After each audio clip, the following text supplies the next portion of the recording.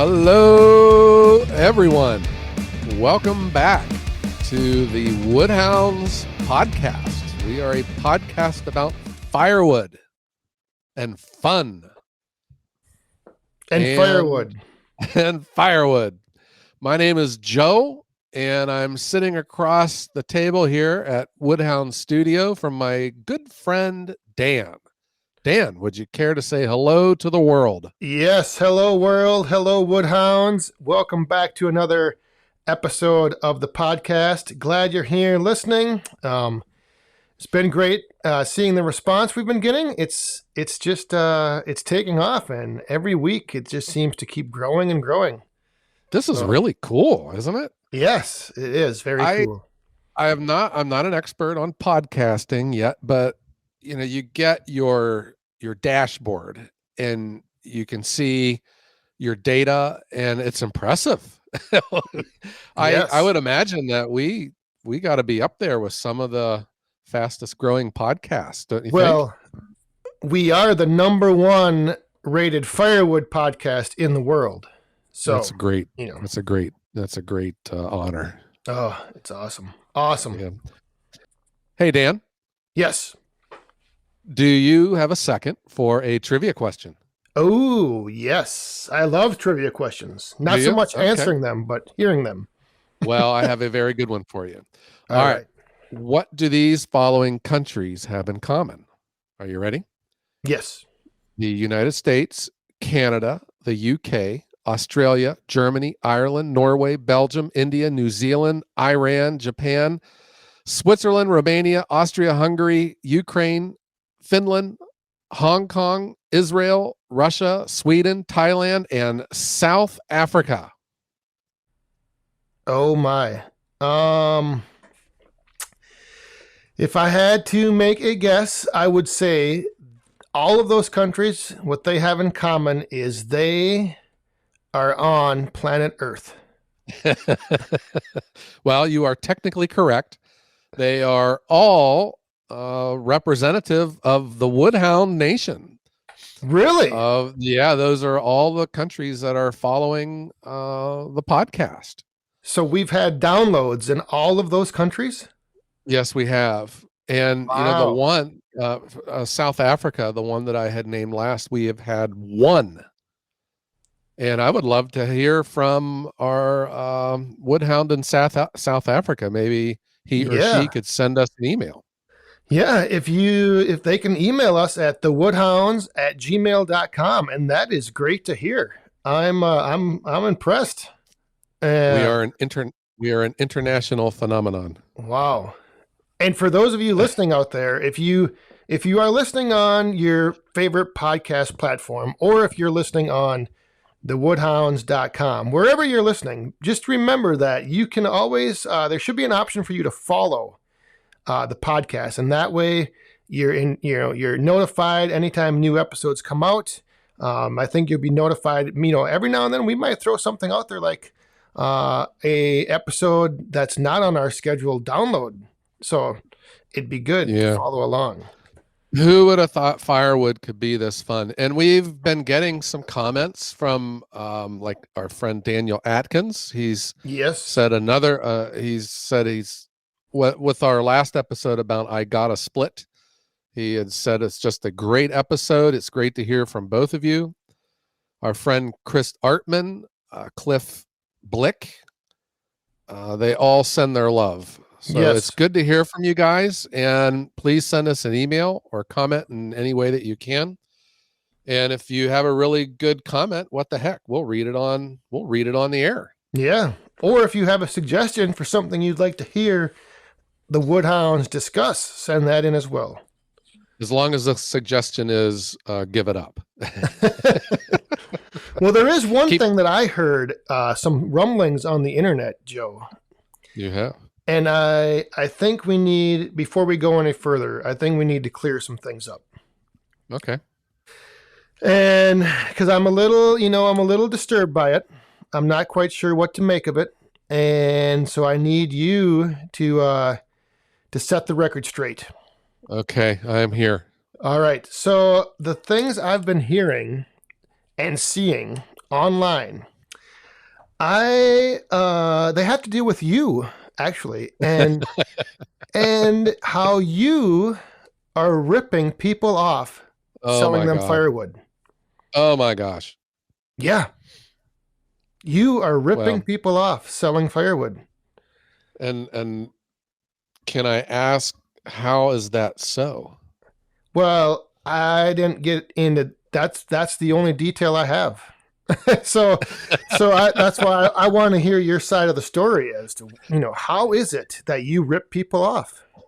Yeah, there is there's something about the firewood industry that I am just fascinated by. And there is this belief held by some that feels profiting from the profiting from the sale of firewood is inherently evil. Yeah. Yeah, where the mantra that I have heard from all these years is that you cannot make money selling firewood. And I would say that for a lot of the ways that people do sell it, I agree with you. When you try to apply modern retail principles to firewood, it can be very profitable. And that's where some of these comments start coming in from left field. And the comment that you are referring to was a comment that I received on a YouTube video that I posted about bundled firewood. You ever, Oh, like, when you walk into a grocery store and out in the lobby where all the carts are, they'll have a display of firewood and it's got about 6 or 7 pieces wrapped in plastic with a little nylon handle stapled into it. yep. And you can buy that bundle from like $6, $7, $8, $9. I did a video showing how I sell firewood, and one of my commenters said that I'm a ripoff artist. Because I had the audacity to sell bundled firewood, and that all I am doing is ripping people off. Yeah. So, yeah, if that is the case, then I raise my hand and say guilty. You are guilty of. Guilty. Well, it is an interesting topic because to me, it's something where if you're in business, I'm guessing you're in business to make money. Yeah. And if you can make money, why wouldn't you? Yes, I regard Ohio Wood Burner as it will never be as long as I can control this, it will never be a nonprofit organization. You know, there's different ways of making money, obviously, but providing a world-class product with a world-class delivery service is my way of making money. Yes. Well, that's So I didn't ask where this person lived, because at least in our country, under capitalistic principles, profit is not evil. no. And I am, and I don't even sell it directly to the end user, the customer. I sell it to the retailer, so they're buying it off of me at a wholesale price. So maybe it's the grocer who's the ripoff. Yeah. And not me. I have an order and I fill it. And it's a real frustrating topic. And I see this in the firewood industry, and I don't think that this belief, this attitude exists in other industries where you sell something for a profit, and because another person can't sell it for that same amount, it's, therefore you're ripping people off. You are the ripoff. Yeah. Right. Yeah. Right. Uh-huh. There seems to be in firewood, I don't know what it is, Dan. Is it because in a way it's like the people's industry? Anyone can do it, that has the desire, that they have the physicality to do it, minimal amount of tools to make firewood that can be sold. And it just seems to me, for as long as I've been around, the going rate for a cord of firewood is $150. And I can buy it every day for $150. I could probably even find someone to stack it at my house for $150. But man, when you get into bundled firewood and you realize that you can get $600, $700, $800 a cord once you're all done, you're providing value, you're providing a service that people want. But because one person out there disagrees, because they don't see the value, therefore I am a ripoff. Yes. It's just annoying. Well, and I think that, there's a couple things here. So in my eyes, I look at it as the person who's actually getting ripped off are the people that are selling it way too cheap. They're ripping themselves off. If you, I don't know, it's strange because to your point, firewood has always seemed to be different, but really it's not. Like, I know that you talked before and you've done a video where you compared firewood to like cantaloupe or produce or, and why isn't it, it's the same concept. It should be anyway. Right. So yeah, totally. To me, it's one of those things where, I look around in my area and I see people selling it for, like you said, 150 a cord, 50 a face cord. And, if I sell it for 100 a face cord, am I ripping people off, or are the people selling it for 50 ripping themselves off? Yeah. The way I see it is firewood isn't just firewood. It's not all the same. And that's where I think a lot of people just assume that it is. And there are, we've had podcasts about this, there's different qualities, there's different species, there's different things that you can do to create value with your firewood that people are willing to pay for. And I have found, and it's not just the firewood, but delivering it. And, I've told these stories before. I've heard stories of delivery services where the guy shows up drunk. He went to the bathroom in the customer's front yard, trucks leaked oil all over the driveway. And people are willing to pay extra for a professional, service. Right. And so that is a very frustrating thing in firewood. It's like the industry at times is in the Stone Ages, and there is a group of people that is just rooted in that, and they're trying to hold it back. Yep. And I would imagine that they're probably not in it. They're probably not in the business. I think they probably just like making firewood and they do it on the side, Yeah. But it leaves me. Do you really think that the soda pop industry deals with this too? Where, Dr. Pepper sells their pop in 20-ounce bottles. Do you think that Country Time Lemonade or someone calls up Dr. Pepper and calls them a ripoff because they sell smaller quantity, because they're selling their pop for too much? Or does Ford Motor Company call up Maserati and say, you guys are a ripoff because you're selling your cars for $100,000 more than what you can buy a Ford, and ours goes down the road just like yours, But in the firewood industry, we have people that call you a ripoff because you make money. Yeah. it really is strange. And I mean, when you start looking into it, I don't know. It's, you have to put in more work. You have to do more to get that higher profit margin. But there's the other thing is that if that's something that, if I'm calling you a ripoff, and I don't want to do the work to get the same amount of value that you're getting from your firewood, like, that's on me. Right.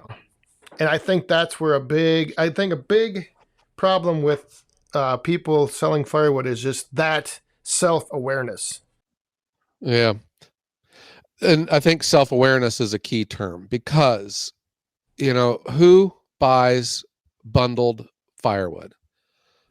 There are people that, they look at bundled firewood and they just shake their head and scratch they scratch their head because, you're spending a lot of money for a very small amount of firewood when you could probably, buy a pickup truck load for just a few dollars more. Right. But that doesn't, because that is the way you want your firewood, doesn't speak for the entire world. There are people out there that just want a small bundle or 2 or 3 Absolutely. small bundles. They may live in an apartment complex, or they don't have room, or they don't have a desire for having firewood around their house. They just want a fire for the weekend. Yep. And that's what bundled firewood does. It provides that choice to customers who are just looking for a small amount. Is it, in the grand scheme of things, is it a good value when you think about how much you can buy an entire cord of firewood for? Absolutely not.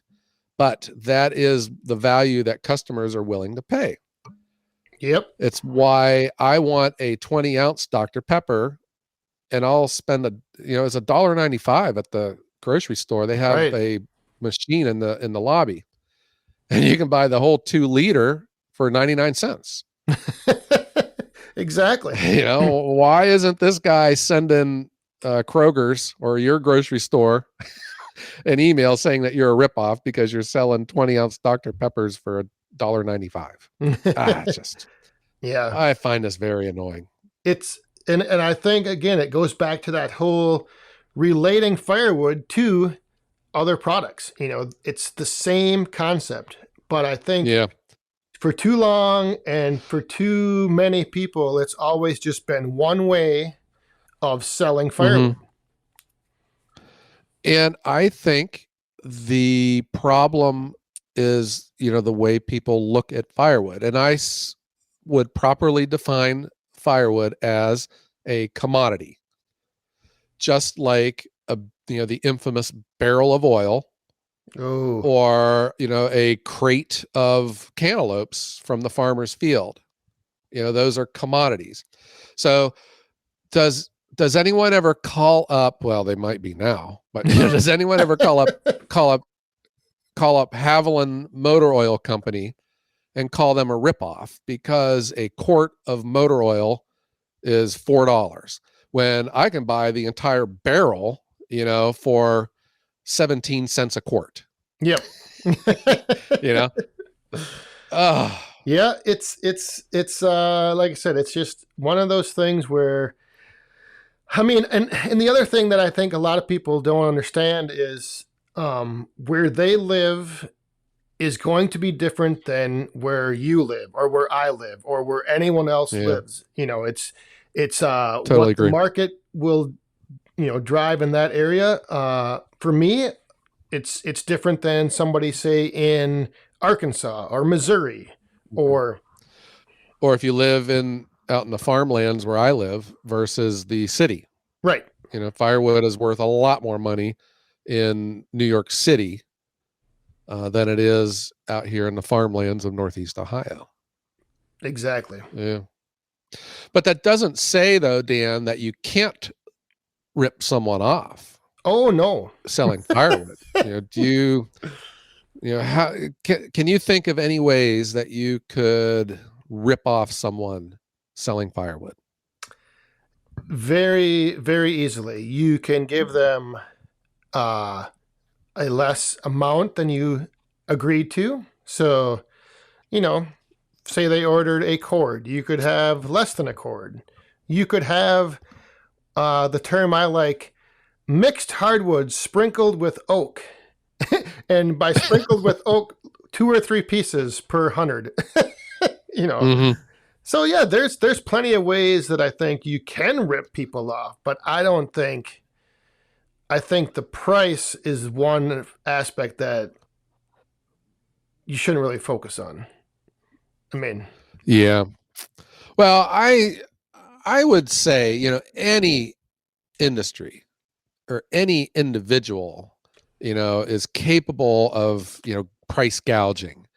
For instance, there's a major power outage, for a week in the middle of the wintertime, and then someone decides to sell their firewood for $1,000 a cord. Yeah, to yeah. people who are desperate. And you saw that, during certain times when the gas prices go up to, $5 a gallon. I remember during the Gulf War, that we had gas prices that just went through the roof overnight. And I still remember, certain gas stations here in my hometown that got in trouble, for gouging. Yep. And so there's that element of it. But I think the big one, is the quantity of it. Yeah. There's a lot of games that people play, or they could if we're talking about ripping people off, we would assume that it was intentional, that they've misled the customer, where they're talking two different quantities, or they short them. And from my experiences in delivery, I've said this before, I'm probably even being too conservative here. Like 90% of customers have not a clue about quantity. Yeah, I would agree. And, and there's nothing that's stopping me, to leaving half of their order out. And I would bet that they would never even know, but obviously I'm not going to do that. No. But the implications are, that there is just a lack of education out there for customers. I think that's where a sales opportunity is also an educational opportunity, in teaching people about quantities and what they're looking for. Did you see my one video of my friend Mike from Cleveland? He's a YouTube channel, Backyard Warrior BBQ. He bought a third of a cord, and when the guy delivered it and they stacked it, and it was short. And it was because the guy said, well, when he stacked it, it was green and it just shrank. Yep. Uh-huh. Or your rack, your rack is a little off. Are you sure this is measured? Your rack is measured right? Because when I left my yard, I pulled it out of an 8-foot by 4-foot rack, and it was full. Sure. Yeah, and then the other thing, like cutting your wood at 16 inches. The cord measurements are based upon a 16-inch stick of firewood. If you've cut it at 12 inches, you're shorting. You're shorting. You could still have a stack 4 foot tall, 8 foot long, but it's not 16 inches wide. No. Yeah. there's many ways, like you said. I guess there are very many ways you could rip people off. But yeah, do you have rules in Wisconsin about measurements and selling firewood? No, we do not. In Ohio we do. Yeah, they have like what is it? It has to be in a, like, if you're selling bundles, you have to, the rules I've saw is where you have to label the amount that it is, and I think that's it. But as far as like cordwood, I don't think there's any. You can sell a trailer load, a truck load. You can sell a basket full, a tote full, whatever. And that's where, the buyer has to beware, especially if the laws aren't protecting them. And, the infamous truckload of firewood, I wish I would have saved this Facebook ad. It was hilarious. The guy, he says, firewood, you had to come to his place and he would load your truck. He says truckload, and he had S10 in parentheses. And I was like, the S10, they haven't made that in like 20 years now or something, whatever. I don't know what year they quit making the S10. And then it was heaped or level. And then there was a full-size truck, 6.5 foot bed, heaped or level. And then 8-foot bed. And then he had a trunk load. I was like, good night. Yep.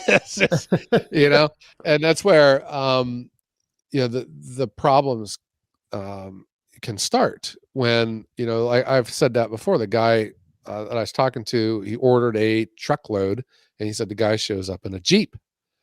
So there's a loose definition of what a truck is. And right. Yeah, and if you're interested in not ripping customers off, you should stick to mutually understood quantities. Yes. But I think that's where it's interesting, because I don't know if the ripoff is necessarily always coming from, it's never, well, seldomly it comes from the customer, because the customer would, in this case, the customer shows up with their truck and they say, okay, fill this up, I'll pay you the amount you want. But what's funny to me is how so many of the accusations of ripoff come from others who sell it, sell the firewood. Friendly Fire. Yes. Ironically. Yes. So, if I'm selling firewood and I get, so much a cord and you sell it for twice as much, then I'm the one calling you the ripoff. It's not our customers calling us ripoffs. It's fellow firewood sellers. Yeah, I have never been once questioned about quantity if my measurements were off. And I did a video. I had my very first customer complaint ever, and it was the customer said the wood didn't burn. It was for a pizza oven, and I think it was just because the wood was out of the same order. Or one of my sections that I have out here for another restaurant, which is very finicky, and the wood was good, whatever. I think it was just picked up a lot of water from the bottom of my pickup truck when it sat overnight. So that, they complained about that, but never once have I had a complaint about quantity. My measurements are accurate and I stand behind those. So, that's where, but I think you're right, Dan. It's friendly fire. It's people within the industry. Yes. That, or maybe they're not, maybe not in the industry, but in the community. Yes. Because I don't know if the guy, calling me a ripoff because I sell bundled firewood was a professional. Right. But I don't know.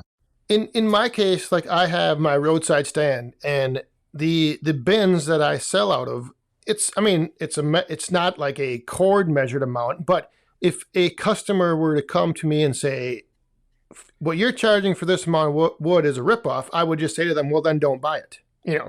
Mm-hmm. But it seems like the ripoff is always thrown out there after the sale by, like you said, others in the industry. And that's what I find kind of funny is, sometimes there's the perception of all of us in firewood are big, burly, strong, husky men out in the woods, yet we're very sensitive.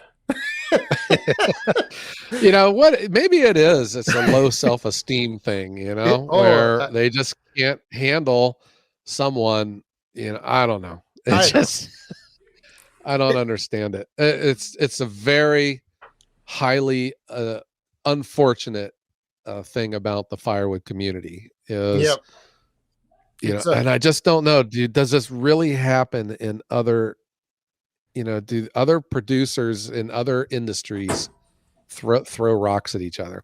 I remember when I was in auto parts, I worked for a national auto part chain, and you can just from the outside looking in, they're all the same. They all copy each other. They all look alike. But that was the one thing you never, ever spoke poorly about the other company across the street. Yep. There was that professional courtesy about everything. And, but man, it doesn't happen in the firewood industry. Yeah.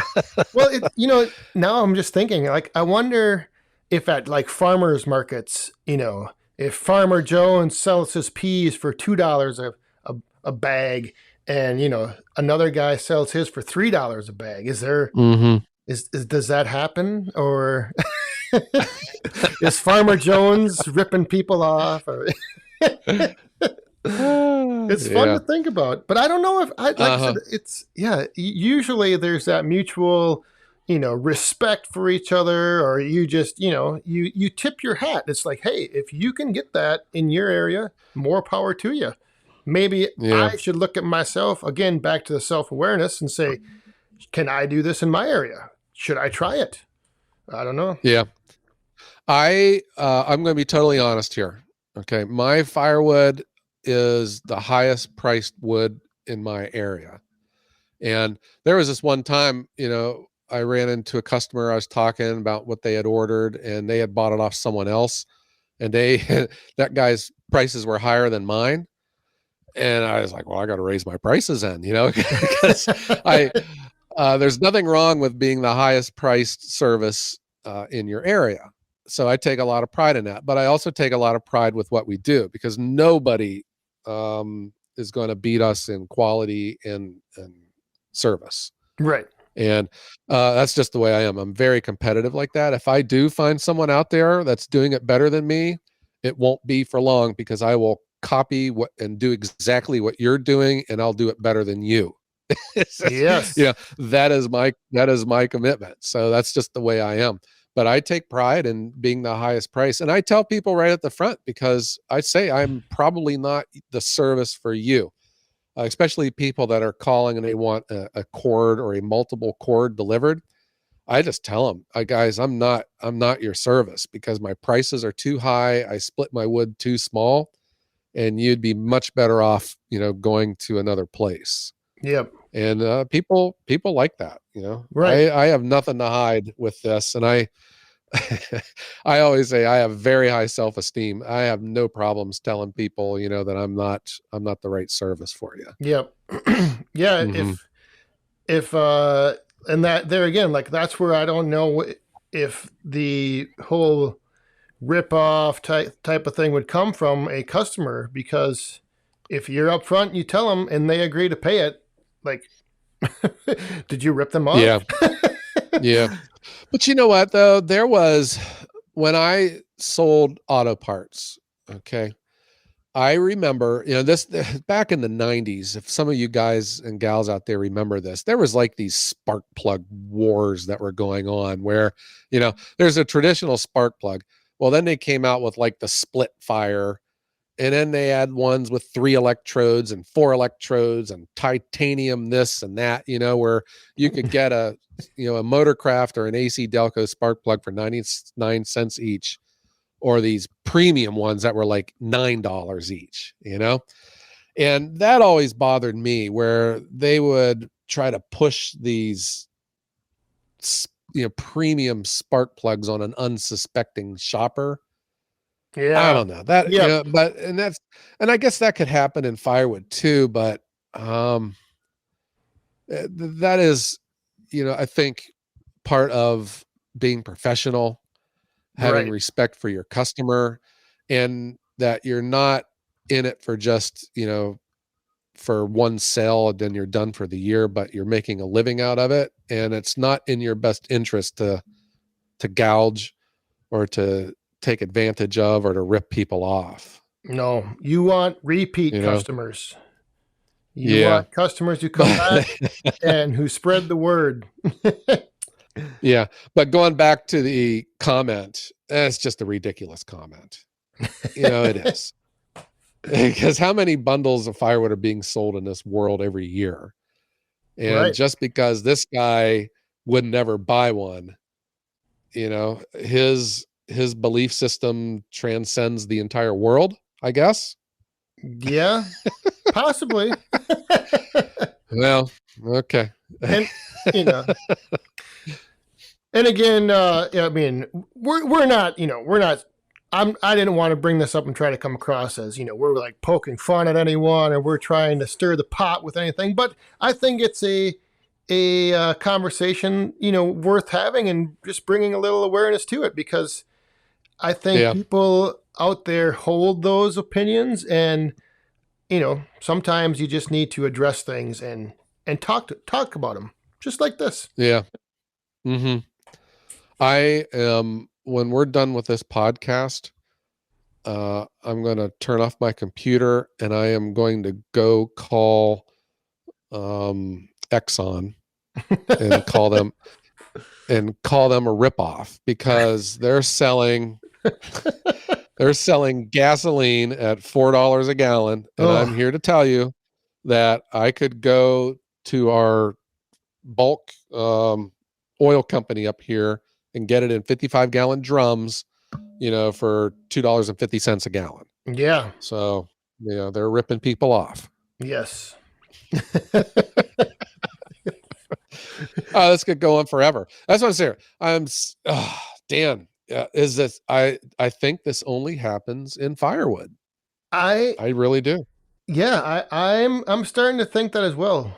Because I mean, and you're not the only one. I've seen, I've seen other people that are accused of it, and again, I think it all comes back to people in one area who have been doing this for a while and doing it the same way over and over and over, and all of a sudden they're like I had a guy messaging me about how he wanted to make himself out to be better than me because of the amount of wood that he sold. Like he's like, try. He sent me a picture of a big pile of wood. Say, try pushing this through your little roadside stand. and I'm like, well, if I did sell that amount, I'd make twice as much as you did. So who's the bigger fool here? Yeah. I mean, so again, I think it's just it's an interesting thing to talk about because, dang, Joe, you're ripping all those people off, and I don't know if I could be part of a podcast with someone like that. But my mind is racing right now. This week I was at the food court at the mall and I bought a slice of pizza for $4. Oh my God. I could have bought the entire pizza for $9. Yeah. I need to go back and call that guy a ripoff. and there's a perfect example that I don't think a lot of people look at. Firewood is, like you said, a commodity. It's the same principles. Yeah. Yeah, it is. And that's just one of the principles in modern retail. Smaller quantities are worth more. Yep. Yeah. Mm-hmm. Well, all right. I suppose I will, forgive you. Like I said, I was losing a little sleep over this. I was worried about, potential backlash from being associated with someone like you. But I think you've cleared the air. I think you've put my mind at ease. I'm feeling. Oh, thank you. I'm glad that you gave me the opportunity. Clear my bad name. Everyone out there listening enjoyed this as well. Yeah.